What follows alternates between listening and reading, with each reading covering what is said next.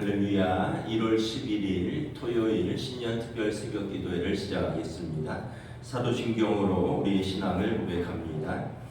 나는 전능하신 아버지 하나님 천지의 창조주를 믿습니다. 나는 그의 유일하신 아들 우리 주 예수 그리스도를 믿습니다.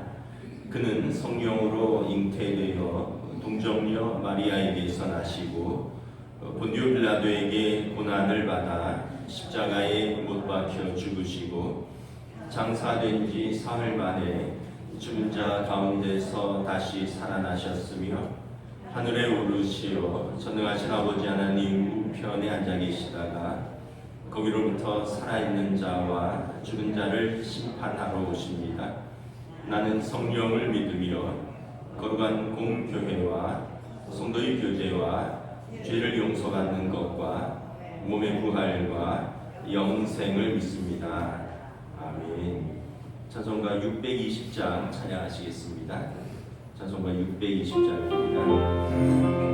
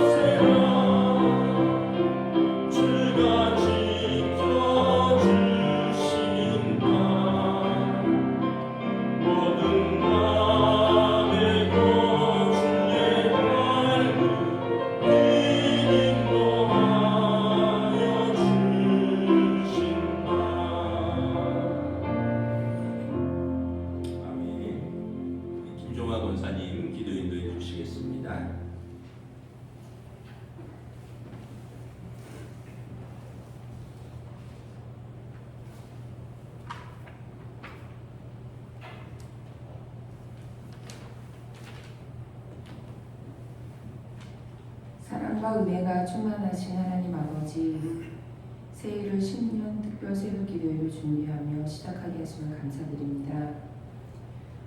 새해를 맞이하며 올 한 해는 주님과 동행하며 주님의 뜻을 따르며 사는 성도들이 되기를 소망합니다. 지난 한 해 동안 수많은 어려움 속에서도 우리를 지켜주시고 인도하셔서 지금 주님 전에 나와 예배를 드리게 하심을 감사드립니다. 우리는 연약하여 주님의 뜻에 온전히 순종하지 못하고 자기의 소견에 옳은 대로 행하며 욕망에 따라 살아왔음을 고백합니다. 우리의 죄를 용서하여 주시고 새해에는 더욱 주님의 말씀에 순종하며 새 마음과 새 뜻을 가지고 온전히 주를 따르는 삶을 살도록 인도하여 주옵소서. 25년 한 해에는 우리 교회가 믿음의 유산을 남기는 교회와 가정이 되어 주님의 말씀으로 든든하게 세워지게 하시고 더욱 성숙된 교회와 성도들이 될 수 있기를 기도드립니다. 담임 목사님과 모든 교육자들에게 성령의 능력과 지혜를 더하여 주시고 말씀을 선포하실 때마다 진리의 영을 부어주시고 온 성도들이 한마음으로 하나님의 뜻을 이루어가게 하여 주옵소서. 주님, 우리나라와 민족 위에 정의와 공의가 강같이 흐르게 하시며 모든 세대가 화합하며 소통하며 통합되게 하옵시고 경제적 어려움과 사회적 갈등 속에서도 주님의 평강과 소망이 가득하게 하옵소서.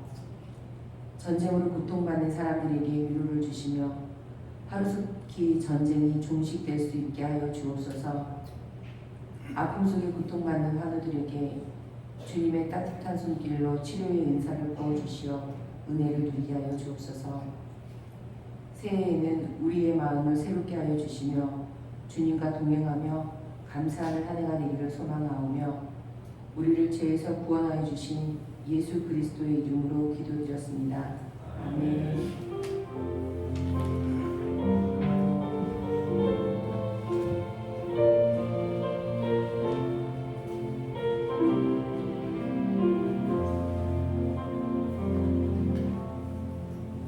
오늘 우리에게 주신 하나님 말씀은 신약성경 고린도전서 13장 8절에서 13절까지 말씀입니다. 신약성경 고린도전서 13장 8절에서 13절까지입니다. 신약성경 279페이지입니다. 고린도전서 13장 8절부터 13절까지 저와 여러분들이 교도하겠습니다. 사랑은 언제까지나 떨어지지 아니하되 예언도 패하고 방언도 그치고 지식도 패하리라. 우리는 부분적으로 알고 부분적으로 예언하니 온전한 것이 올 때에는 부분적으로 하던 것이 패하리라. 내가 어렸을 때에는 말하는 것이 어린아이와 같고 깨닫는 것이 어린아이와 같고 생각하는 것이 어린아이와 같다가 장성한 사람이 되어서는 어린아이의 일을 버렸노라. 우리가 지금은 거울로 보는 것 같이 희미하나 그때는 얼굴과 얼굴을 대하여 볼 것이요 지금은 내가 부분적으로 아나 그때는 주께서 나를 아신 것 같이 내가 온전히 아니라 그런즉 믿음, 소망, 사랑 이 세 가지는 항상 있을 것인데 그 중에 제일은 사랑이다. 아멘. 할렐루야. 신년 특별 새벽 기도의 마지막 날입니다. 특별히 또 강추위에 이렇게 새벽 기도에 참여하시고 또 함께 기도하신 우리 또 성도들을 하나님께서 올 한 해도 은혜와 평강과 사랑으로 함께 해주시기를 축복합니다. 우리 마지막 날이니까 한번 인사하겠습니다. 한 주간 수고하셨습니다.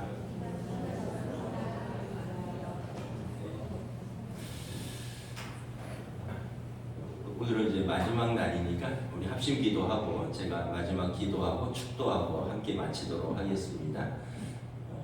우리 신년 특별 새벽 기도의 주제가 사랑은 언제나 고린도전서 13장이죠. 그래서 우리 주제만 말씀드리면 첫째 날은 사랑이 없으면 아무것도 아닙니다. 둘째 날은 사랑은 언제나 오래 참고 셋째 날은 사랑은 온유하며 그리고 이제 넷째 날은 사랑은 악한 것을 생각하지 아니하고 다섯째 날은 사랑은 진리와 함께 기뻐하며 이제 오늘 마지막 날은 그 중에 제일은 사랑이라. 그래서 오늘은 특별히 사랑의 세 가지 속성, 사랑의 영원성, 사랑의 완전성, 사랑의 최우선성에 대해서 말씀을 드리고자 합니다. 우리 8절 한번 다시 한번 읽도록 하겠습니다. 시작. 사랑은 언제까지나 떨어지지 아니하되 예언도 패하고 방언도 그치고 지식도 패하리라. 어느 시점이 되면 그 용도가 다하는 시점이 옵니다. 그런데 사랑만은 예외다라고 말씀하고 있습니다. 사랑은 언제까지나 떨어지지 아니한다. 예언도 패할 때가 오고 방언도 패할 때가 온다라는 거예요. 모든 것은 이제 그 용도가 다하는 시점이 오죠. 여러분, 우리가 일평생 씨름하는 게 돈이잖아요. 돈 벌려고 씨름하고 돈 모으려고 씨름하고. 그런데 세상을 떠날 때 그 돈 한 푼도 못 가져가는 거 다 아시잖아요. 그런데 그것 때문에 뭐 일하고 또 그것 때문에 마음 아파하고 그러면서 그것으로 또 가족들 부양하고 또 그렇게 애써서 벌은 또 물질로 하나님의 교회를 섬기고.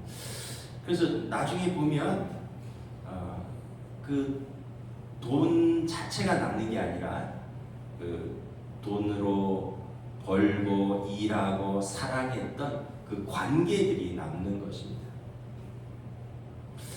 기도도 여러분,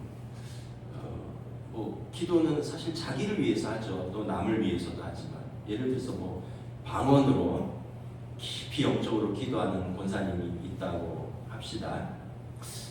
예전에 지금 다 돌아가셨는데 저희 이모들이 정말 기도를 열심히 하셨어요. 다 권사님들입니다. 교단은 다 다른데 다 권사님들이셨어요. 얼마나 기도를 열심히 하셨고 방언 기도를 특별히 하셨어요. 그래서 친척들 모임이 있으면 우리 조카들, 자녀들 다 가운데 모이라고 해서 방언으로 기도해주고 안수해주고 기도를 열심히 하셨어요. 근데 다 돌아가셨으니까 우리 이모들이 좀 다혈질이셨어요. 그래갖고 모임 속에서 자주 싸우셨어요. 언니와 동생이 언니랑 싸우는데 그 기도, 방언으로 기도하시던 그 거룩한 입으로 찰지게 욕도 잘하셨어요.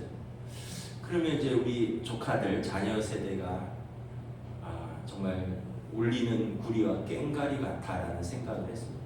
그래서 잘 모이고 헤어진 날은 좋았는데 그렇게 싸우고 헤어진 날은 나갈 때 항상 씁쓸했어요.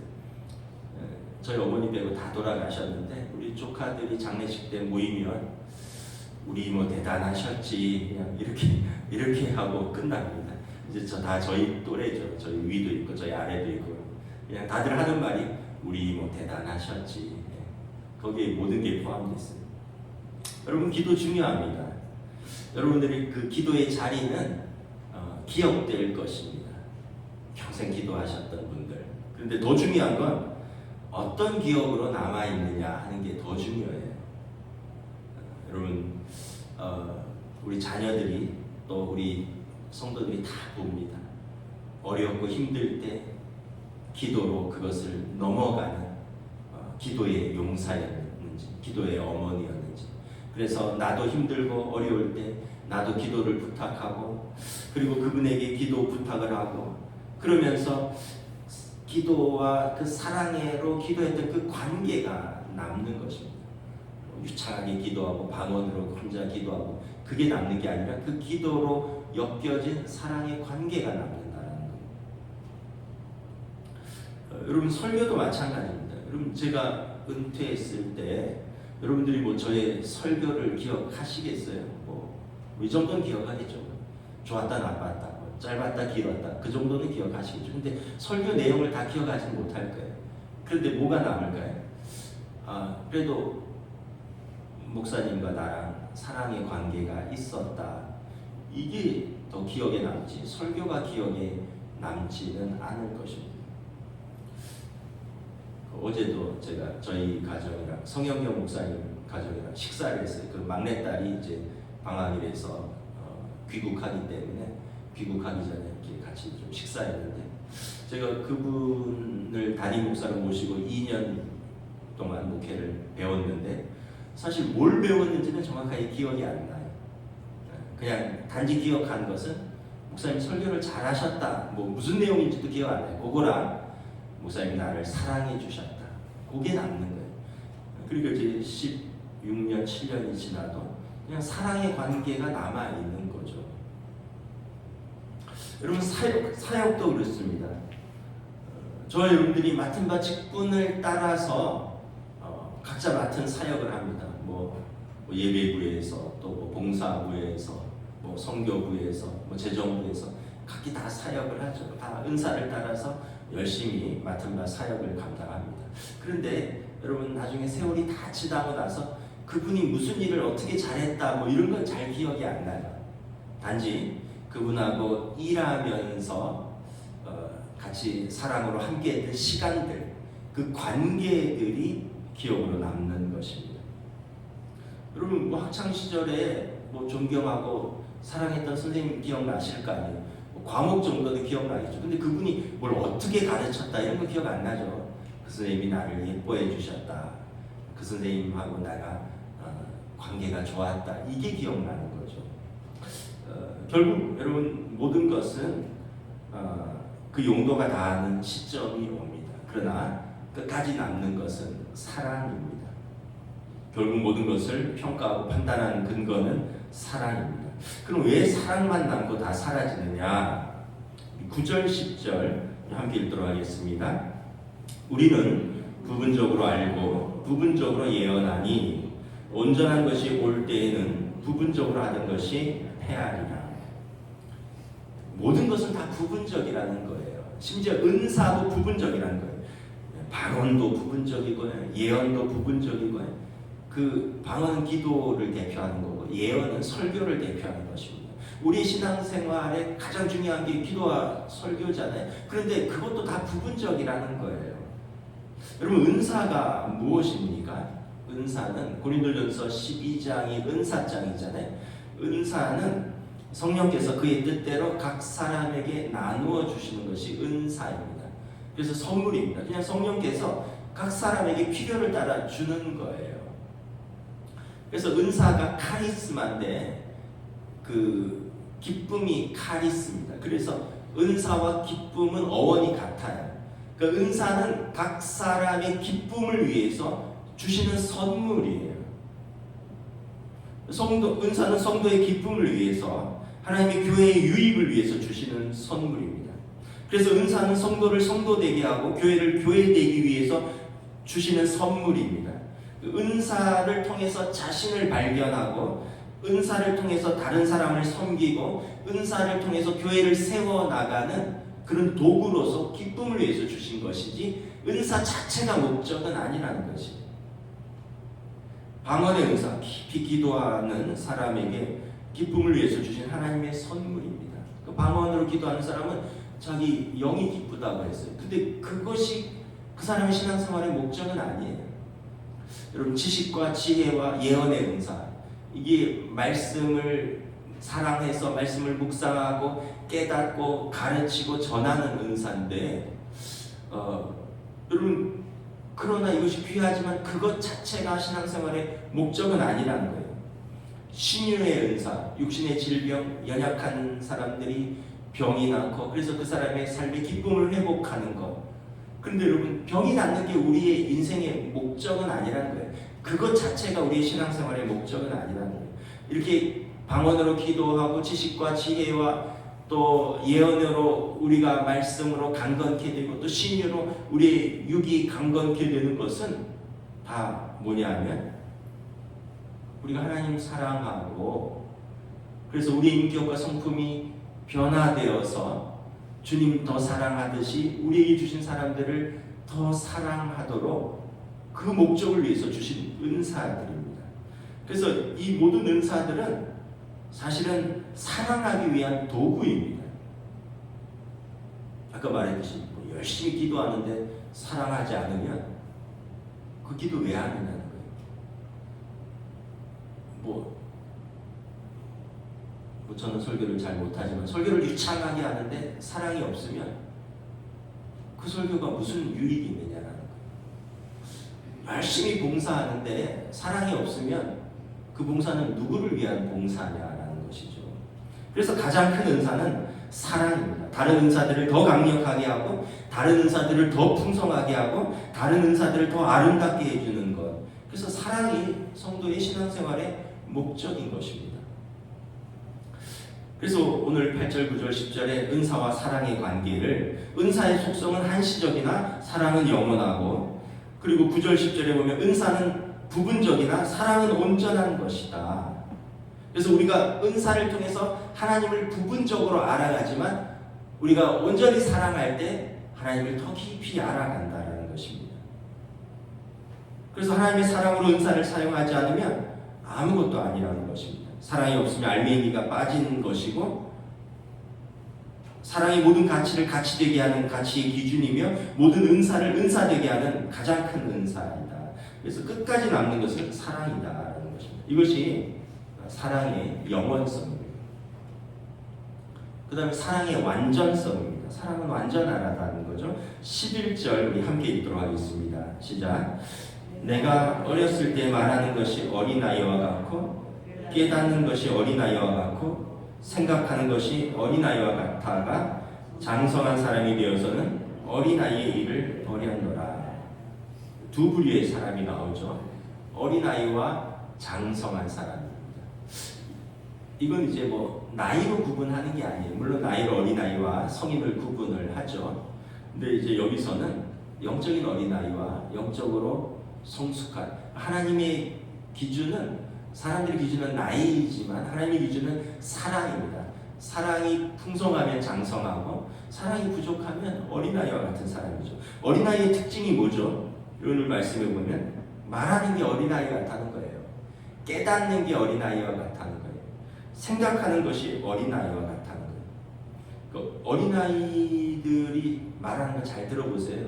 아이들 키우고 또 있고, 또 손자 손녀도 있고 그럴 텐데, 애들의 특징은 엄마 나 안 줘? 나 더 줘? 내 건 없어? 어린아이의 특징은 나는이에요. 근데 어린아이가 그러면 어리니까 그럴 수 있다고 생각을 합니다. 근데 어른들 중에서도 몸은 어른인데 말하는 것, 생각하는 것 어린아이와 같을 수도 있습니다. 이런 분들은 어른이 돼서도 나는 이런다는 거예요. 우리는 그런 사람을 미성숙한 사람이라고 합니다. 같이 있으면 피곤한 거죠. 근데 장성한 사람은 어린아이의 일을 버렸다라고 말합니다. 깨닫는 것, 생각하는 것, 말하는 것이 어른스럽습니다. 여러분, 엄마가 밥하고 반찬할 때 자기 좋은 거 하나요? 아니죠. 애들 뭐 좋아할까? 그거 생각하면서 하지 않나요? 아, 우리 아들은 이거 좋아하는데 이거 해줘야지. 우리 딸은 이거 좋아하는데 이거 해줘야지. 우리 남편은 이거 좋아하는데 이거 해줘야지. 이러겠지. 아니, 난 몰라. 난 딴 사람 몰라. 내가 맛있는 거를 할 거야. 이런 엄마 있나요? 뭐 아빠가 아이들 데리고 뭐 어디 놀러 가자 이럴 때, 물론 자기도 좋겠지만, 아유, 우리 애들 어렸을 때 뭐 예를 들면, 아유, 눈썰매 가자, 애들이 그거 좋아하니까. 수영장 가자, 애들이 좋아하니까. 이런지 뭐 아빠가 야, 내가 골프 좋아하니까 다 골프장 따라와, 뭐 이러나요? 어른들은 아이들을 생각합니다. 말하는 것, 생각하는 것, 그리고 깨닫는 것이 어른스럽다는 거예요. 왜냐하면 사랑이 점점 들어와서 나는 작아지고 사랑이 이렇게 커졌기 때문에 어린아이의 일을 버렸다는 겁니다. 어린아이와 같은 사람은 부분적으로 안다라고 말합니다. 왜? 시선이 자기에게 고정되어 있기 때문에. 나는 하는 건 시선이 나한테 고정되어 있기 때문에 부분적으로 아는 거예요. 근데 어른은, 여기서 어른은 이제 장성한 사람은 이 성숙한 사람을 말하는 겁니다. 몸이 크다는 게 아니라 mature, 성숙한 사람을 말하는 건데, 시선이 하나님께 고정되어 있어요. 그러니까 이제 더 넓게 보고, 더 깊이 보고, 그리고 더 크게 보는 거죠. 어린아이와 같은 신앙은 뭐냐 하면, 내가 잘 되면 축복이고, 내가 안 되면 불행이고, 내가 부하면 축복이고, 내가 가난하면 불행이고, 내가 건강하면 축복이고 내가 아프면 불행이에요. 이게 어린아이와 같은 신앙입니다. 근데 영적으로 성숙하고 장성한 사람의 신앙은 뭐냐면 하나님을 신뢰합니다. 하나님이 나를 사랑하는 것을 믿어요. 그래서 어떠한 상황 속에서도 하나님의 사랑을 의심하지 않아요. 그러다 보니 가난해도 하나님을 바라봅니다. 영적으로 오히려 더 부해져요. 몸은 아파요. 그러나 사도 바울처럼 연약한 나를 통해서 강하신 하나님의 능력이 드러나고 하나님을 더 신뢰해야 됩니다. 그래서 더 몸은 약한데 영적으로 더 강해요. 실패 속에서 더욱 겸손한 사람으로 거듭나고 가난하지만 하나님이 참된 소망이 되고 연약함 속에서 나에게 임재하시는 강하신 하나님을 갈망하는 삶으로 이렇게 거듭나는 거예요. 어린아이의 신앙하고 완전히 다르죠. 근데 이게 한 번에 되는 건 아니고 서서히 점진적으로 그리고 하나님의 사랑을 알아갈수록 점점 더 깊어지는 것이죠. 12절 공독하도록 하겠습니다. 시작. 우리가 지금은 거울로 보는 것 같이 희미하나 그때는 얼굴과 얼굴을 대하여 볼 것이요 지금은 내가 부분적으로 알아 그때는 주께서 나를 아신 것 같이 내가 온전히 알리라. 과거에는 그 거울이 그 노청동으로 만들었습니다. 그래서 이게 아마 반듯하게 보이지 않았을 겁니다. 일렁일렁거리고 또 약간 보이지 않는 부분도 있고 지금은 유리 뒷면에 수은을 발라서 아주 정확하게 보잖아요.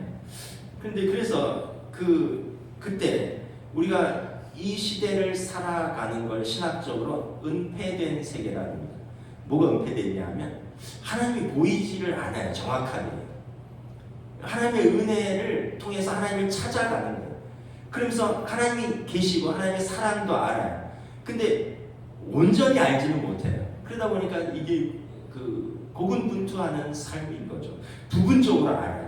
하나님의 사랑도 부분적으로 알고 하나님의 은혜도 부분적으로 알아요. 그러나 점점 더 하나님의 사랑을 더 분명하게 깨달아가요. 점점 더 또렷하게 봅니다. 나를 향한 하나님의 놀라운 은혜, 사랑들을 깨닫게 되고 감격하게 되고 그래서 신앙생활을 깊이 하면 물론 오래 했다고 되는 게 아니라 하나님을 깊이 만날수록 처음에는 부분적으로 알다가 점점 더 온전히 아는 단계로 나아갑니다. 그리고 마지막 때 우리가 주님 앞에 설 때는 그때는 확실하게 알게 될 것입니다. 사랑이 그렇잖아요. 항상 사랑하는 것 같지만 젊어서 연인끼리 사랑할 때랑 결혼해서 사랑할 때랑 부모가 돼서 아이를 사랑할 때랑 또 나이가 들어서 서로 매력도 없고 다 힘 빠졌지만 그 늙으신 부부들이 서로 의존하고 서로 긍휼히 여기며 사랑할 때랑 사랑의 단계도 점점 더 깊어지는 것을 알 수 있죠. 그때는 옛날에 내가 부분적으로 알았구나 이러다가 이제 점점 더 깊어지는 걸 알게 됩니다. 하나님 앞에 설 때 온전히 우리의 사랑도 분명해질 것입니다. 디모데후서 3장 1절부터 2절을 보면 말세의 가장 큰 특징이 뭐냐 하면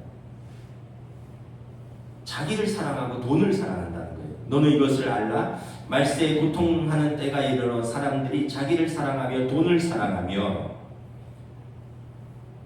이 말세의 특징이라는 건 항상 그랬어요. 항상 뭐 주님 때도 그랬고 지금도 그렇고 자기를 사랑하며 돈을 사랑하며 자기를 사랑하는 걸 아모르수이라 그러고요. 하나님을 사랑하는 걸 아모르데이라 그럽니다. 자기 사랑은 자기에게 시선이 고정돼 있고 그래서 자기 가치를 추구하는 것입니다. 자기 영광을 추구하고 자기 나라를 구축하는 것입니다. 하나님의 사랑은 우리 시선을 하나님께 돌려서 하나님의 선하신 뜻이 무엇인가, 나를 향하신 하나님의 선하신 뜻이 무엇인가를 바라보며 하나님의 영광을 추구하고 하나님 나라를 위해서 살아가는 것입니다. 결과는 나도 살고 다른 사람도 살고 자기 사랑으로 머물러 있으면 나중에 보면 나도 죽고 다른 사람도 그렇게 해피하지 않아요. 그래서 우리가 하나님 사랑을 온전히 알아야 내 사랑과 이웃 사랑을 올바로 할 수 있게 됩니다. 그래서 우리가 사랑을 알아야지 다른 은사들이 이렇게 더 완전해진다면, 아까 사랑은 오래 참고라고 했잖아요. 이게 내 사랑으로 참으면 한계가 있어요. 그러면서 뭐라고 합니까? 우리가 나 참을 만큼 참았다, 도저히 못 참겠다, 내 사랑으로 참았다는 거예요. 그런데 하나님의 사랑이 더해지면 하나님 나를 얼마나 봐주셨는데, 이런 생각이 들어요. 내가 얼마나 못됐는데, 내가 얼마나 죄투성인데, 하나님이 나를 얼마나 봐주셨는데, 그거 생각하면 못 참을 것도 없죠. 하나님이 나를 얼마나 봐주셨는데 생각합니다. 그럼 우리가 하나님의 속성을 이해를 해야 돼요. 하나님은 전지전능하시다. 하나님이 다 알고 계시다는 거예요. 하나님은 공의로우시다. 그래서 하나님이 마지막에 최종적으로 다 판단하신다는 거예요. 그리고 하나님은 사랑이시다. 그러니까 억울한 일이 있어도 하나님이 다 알고 계시고 하나님이 정의롭게 판단하실 것이니 내가 갚지 않는다. 내가 친히 갚지 않는다. 그리고 나는 용서한다. 하나님 나를 사랑하시는데 나를 이렇게 봐주셨는데, 일반 달란트 빚진 나를 하나님께서 나를 이렇게 용서해 주셨는데 나에게 100데나리온 빚진 자를 내가 용서 못할 것인가? 그래서 하나님의 속성을 잘 알면, 하나님의 성품을 알면 하나님이 다 아시고 하나님이 최종적으로 판단하시니까 우리는 인내하고, 우리는 바라고 참고 견딜 수 있는 힘이 사랑에서부터 나오는 것입니다. 사랑은 그래서 자가 발전하는 게 아니에요. 사랑은 본질이신, 사랑의 본질이신 하나님으로부터 공급받아서 이제 그게 가득 차서 흘러나가는 것입니다. 여러분, 사람이 변한다는 게 얼마나 어려운지 아시죠? 사람이 좀채 잘 안 변하더라고요. 가끔 이제 TV에서 그 오은영 박사 나오는 뭐 금쪽이 그런 걸 보면, 또 요즘 뭐 그런 이렇게 뭐 TV 그런 프로그램들 있잖아요. 뭐 하여튼 그런 거 이렇게 보면 참 대단한 남편도 많고 대단한 아내도 많고 대단한 애들도 많다. 이런 걸 정말 생각해요. 정말 대단한 사람들이 많아요. 부정적인 의미로. 여러분, 그냥 여러분 남편, 여러분 아내, 여러분 아이들이 대단하지 않은 걸로 감사해야 돼요. TV 보면 정말 대단한 사람들이 많아요. 근데 저 사람들을 어떻게 변화시킬 수 있을까? 보면서도 걱정도 되고 두려움도 오고. 근데 그 상담 과정 뭐 이런 걸 이렇게 쭉 보니까 그래도 가능성은 사랑이더라고요. 엄마가 포기하지 않는 거예요. 아빠가 포기하지 않는 거예요. 최근에 본 거는 막 엄마를 때리고 아빠 옷을 찢고 막 정말 대단한데, 그래도 그 상담가들이 계속 격려하는 거예요. 아빠 엄마가 똑같아서는 안 된다. 아이를 세상으로 끄집어내기 위해서는 아빠 엄마가 사랑의 말을 해야 된다. 근데 보는 게 너무 힘들어요. 부모는 언제까지, 어디까지 참아야 되는가? 엄마 손가락을 부러뜨려 버린다는데, 내가 그걸 보면서, 근데 그래도 격려하고, 그래도 예뻐해주고, 그래도 사랑해주고, 그러니까 애가 자기 방에서 나오고, 문 밖으로 나오고, 참 그런 걸 보면서 변하는 건 여러분 조언이나 충고가 아니에요. 어떤 방송에서 나왔는데 조언과 충고의 차이가 뭐냐 하니까, 조언은 맞는 말인데 들으면 기분 나쁘대요. 충고는 뭐냐 하니까 더 기분 나쁘대요. 조언과 충고가 우리를 변화시키는 게 아니에요. 사랑이 변화시키는 것입니다. 근데 내 사랑으로 변화시키는 게 아니에요. 여러분, 부부싸움하면서 이런 말 들어보셨죠? 당신 나한테 지금까지 뭐 해준 게 뭐 있냐고. 정말 해준 게 없어요? 그럼 그동안 뭘로 먹고 살았어요? 월급 다 갖다 줬잖아요. 다는 아니더라도. 근데 그 얘기 뜻은 뭐예요? 내가 당신한테 사랑받았다는 걸 느끼지 못한다는 거 아니에요. 그러므로 하나님의 사랑을 모르면 우리 사랑으로는 항상 불완전해요. 항상 결핍이 있어요. 사랑을 안 하려고 해서가 아니라 사랑하려고 하는데 내가 사랑할 능력이 없어서 그렇습니다. 그래서 여러분, 하나님의 사랑을 충분히 받는 게 중요합니다. 어린아이들은 부모의 사랑을 충분히 받는 게 중요합니다. 부모의 사랑을 충분히 받으면 자신에 대해서도 안정적이고 당당할 수 있고 세상에 대해서도 여러분 안정적이고 또 세상에 대해서도 긍정적인 시선으로 바라볼 수 있습니다. 근데 뭐 다 우리가 육신적으로 사랑받을 수 있는 건 아니잖아요. 그래서 하나님께 나아가는 거죠. 육신의 부모는 연약하고 허물이지만 우리 하나님 아버지는 완전하신 분이잖아요. 하나님의 사랑을 충분히 받으면, 하나님의 사랑으로 이렇게 가득 채워지면, 하나님의 사랑을 내가 깨달으면요, 그러면 우리가 못 이길 것도 없고 못 참을 것도 없고 못 용서할 것도 없고요, 그리고 살아갈 이유가 생기는 것입니다. 부족한 우리와 세상을 온전히 채우는 것은 사랑입니다. 하나님의 사랑입니다. 이게 사랑의 완전성입니다. 마지막으로 사랑의 최우선성입니다. 여러분, 모든 은사 중에서 끝까지 가는 것은 무엇일까요? 13절 공독하겠습니다. 시작. 그런즉 믿음, 소망, 사랑 이 세 가지는 항상 있을 것인데 그 중에 제일은 사랑이라. 여러분, 끝까지 남는 건 사랑이래요. 그럼 천국에 가면 무엇이 남아있을까요? 믿음이요? 우리가 하나님을 믿어서 천국에 왔는데 거기서 못 믿을 이유가 없죠. 거기서 믿음을 그렇게 강조할 이유는 없죠. 다 믿음으로 천국 왔으니까. 기도요? 기도는 뭐예요? 우리 삶에서 우리가 스스로 해결 못하는 문제들을 하나님 앞에서 씨름하고 눈물로 호소하는 게 기도잖아요. 근데 요한계시록에 보면 거기는 더 이상 사망이 없고 눈물이 없고 근심이 없고 우리 모든 문제가 다 해결됐는데 거기서 뭐 기도할 이유가 더 뭐가 있겠어요?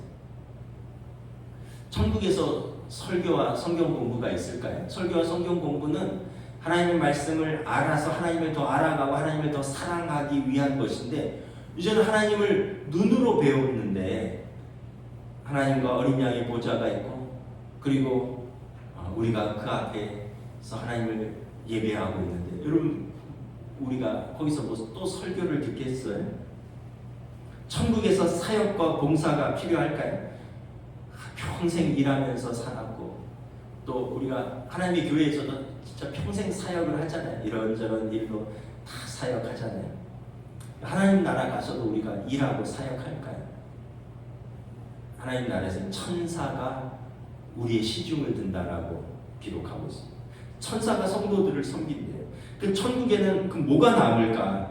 믿음도 더 필요 없고, 기도도 할 이유가 없어지고, 설교나 성경 공부할 이유도 없고, 거기서는 일도 필요 없고, 그 뭐가 남을까요?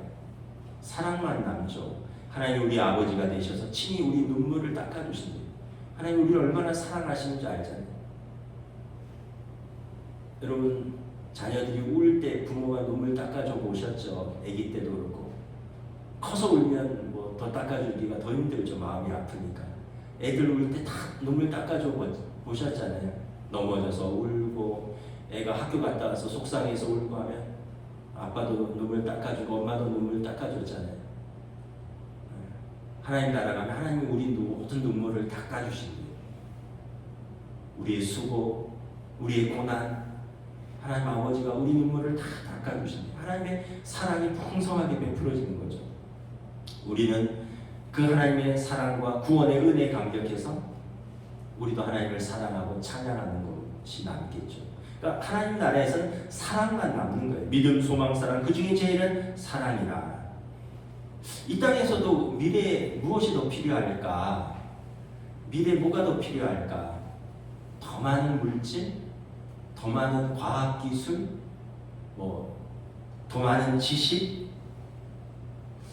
지금 미국 라스베가스인가? CES인가 해서 과학기술 발표하는 그런 매년 하는 그런 게 있거든요.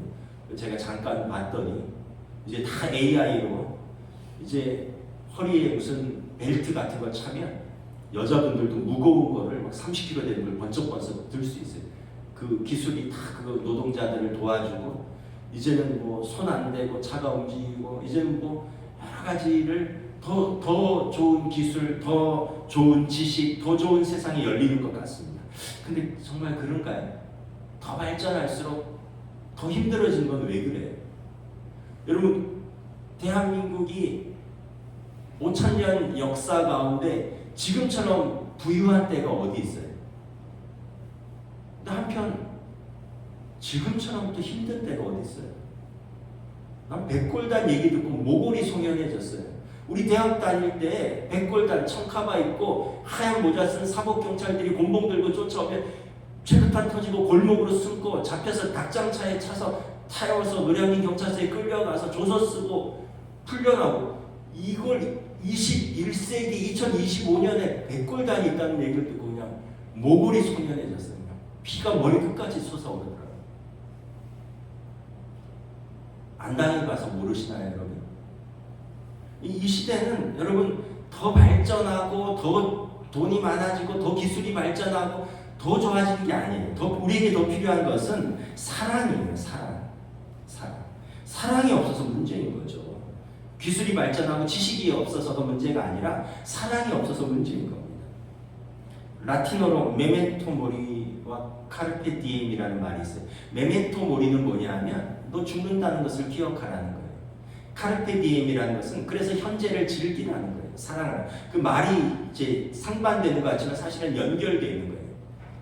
우리가 죽는다는 거, 우리가 언젠가 반드시 죽는다는 것을 기억할 때 현재를 진정으로 사랑하고 즐길 수 있는 거예요. 예수님의 명령이 뭡니까? 새 계명을 주노니 서로 사랑하라. 요한일서 4장에 하나님은 사랑이시다. 하나님의 사랑이 어떻게 나타나느냐? 십자가의 사랑으로 나타났다. 그러므로 너희도 서로 사랑하라. 서로 사랑함으로 너희가 내 제자인 것을 알리라. 그래서 여러분 매일 작은 것부터 사랑하는 걸 연습하시는 거예요. 사랑의 순서가 있어요. 사랑의 순서가 뭡니까? 선교 순서랑 똑같아요. 예루살렘, 온 유대, 사마리아 땅끝 가까이서부터입니다. 사랑의 순서도 여러분의 가정, 그리고 교회, 일터, 나라와 민족, 그 다음에 열방인 거예요. 뭐 러시아 우크라이나를 위해서 기도하고 이거 앞서서 여러분의 가족부터 사랑하는 거예요. 가정에서 아이들 등교할 때, 또 남편 출근할 때, 엄마 출근할 때 잘 다녀오세요 하고 손 흔들어주고, 또 우리 문화는 그런 거 안 하는데 서양은 허그하거든요. 뽀뽀도 해주고.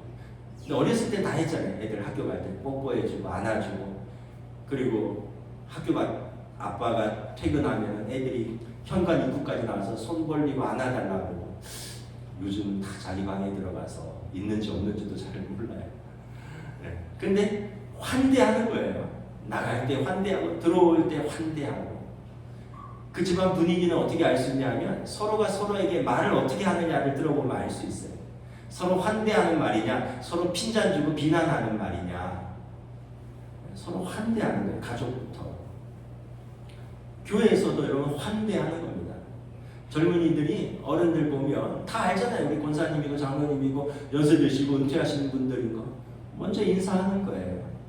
그 어른들도 마찬가지예요. 우리는 교회도 작고 세대 통합 예배 드리니까 누구 아들인지 누구 딸인지 누구 손자인지 다 알잖아요. 그럼 지나가면서 머리 쓰다듬어 주고 이름도 불러주고, 이름도 알잖아요. 우리 전도사님이 계속 이름 불러주니까 이름도 불러주고 머리도 쓰다듬어 주고.